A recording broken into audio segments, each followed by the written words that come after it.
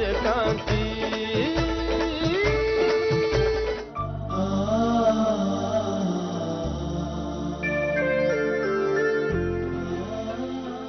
ಕಾಂತಿ ನನಗೆ ಅಕ್ಕಂತರ. ನಾನು ಅವಳಿಗೆ ದುಡ್ಡು ಕೊಡೋದಕ್ಕೆ ಹೋದ್ರೆ ಅದು ವ್ಯವಹಾರ ಆಗುತ್ತೆ ಅಂತ ಐಶ್ವರ್ಯ ಹೇಳ್ತಾಳೆ.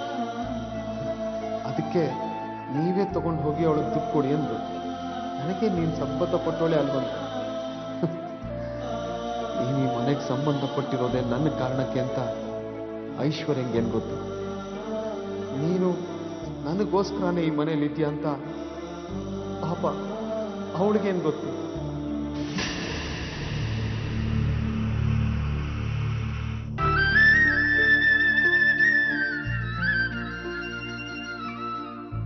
ಕಾಂತಿ, ನಿನ್ನ ಎದುರಿಗೆ ನಿಂತ್ಕೊಂಡು ಹಣ ಕೊಡೋಷ್ಟು ಧೈರ್ಯ ನನಗಿಲ್ಲ. ಅದಕ್ಕೆ ಇಲ್ಲಿ ನಿನ್ನ ಬ್ಯಾಗಲ್ಲಿ ದುಡ್ಡಿಟ್ಟು ಹೋಗ್ತಾ ಇದ್ದೀನಿ. ನನಗೆ ಗೊತ್ತು ಈ ಹಣ ನಿನ್ನ ಜೀವನನ ಸರಿ ಮಾಡೋದಿಲ್ಲ ಅಂತ. ಆದರೆ ಮುಂದೆ ಯಾವತ್ತಾದ್ರೂ ನಿಂಗೆ ಈ ಹಣ ಸಹಾಯಕ್ಕೆ ಬಂದ್ರೆ ನನಗಷ್ಟೇ ಸಮಾಧಾನ.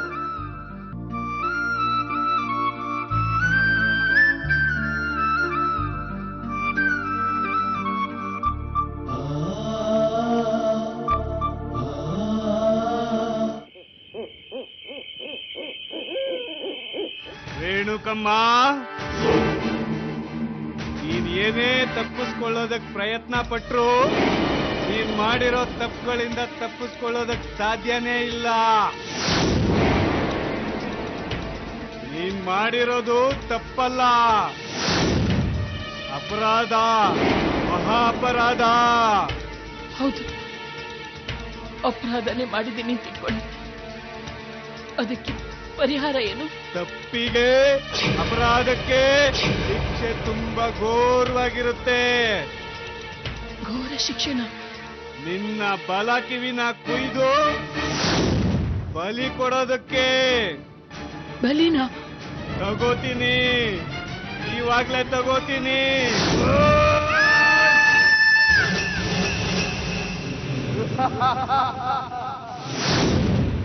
ಅಕ್ಕ ಅಕ್ಕ, ಎಲ್ಗ ಹೋದ್ಲಿ ಇವಳು?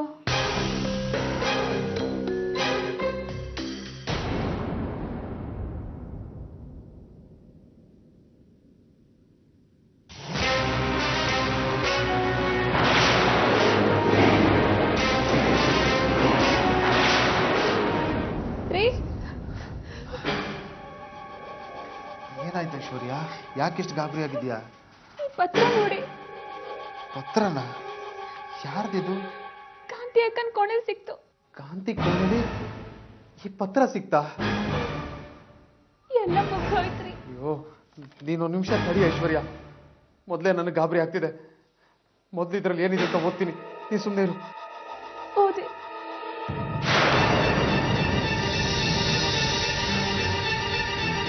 ಕಾಂತಿ ಅಕ್ಕ ನಮ್ಮನ್ನ ಈ ಮನೆನ ಬಿಟ್ಟು ಎಲ್ಲ ದೂರ ಹೊರಟೋಗಿದ್ದಾಳೆ.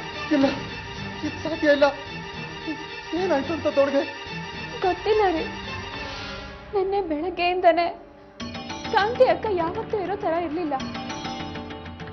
ಪೂಜೆ ಮಾಡುವಾಗ್ಲೂ ಅಷ್ಟೇ ಅವಳ ಮನ್ಸು ಅಲ್ಲಿರ್ಲಿಲ್ಲ. ಆಮೇಲೆ ನಿಮ್ಗೆ ಗೊತ್ತಲ್ಲ, ತಲೆ ಸುತ್ತ ಬೇರೆ ಬಿದ್ದು ಹೋದ್ಲು.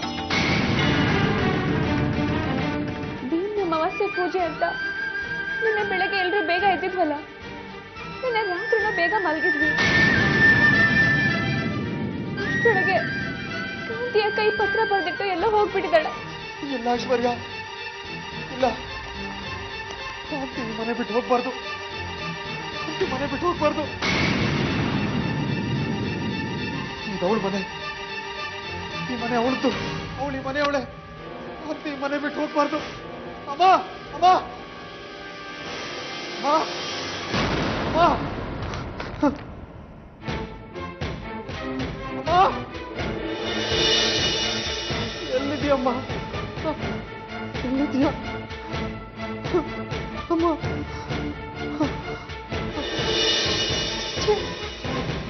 ಕಾಂತಿ ಅಕ್ಕ ಯಾಕೆ ಹೀಗೆ ಮಾಡ್ಬಿಟ್ಲು?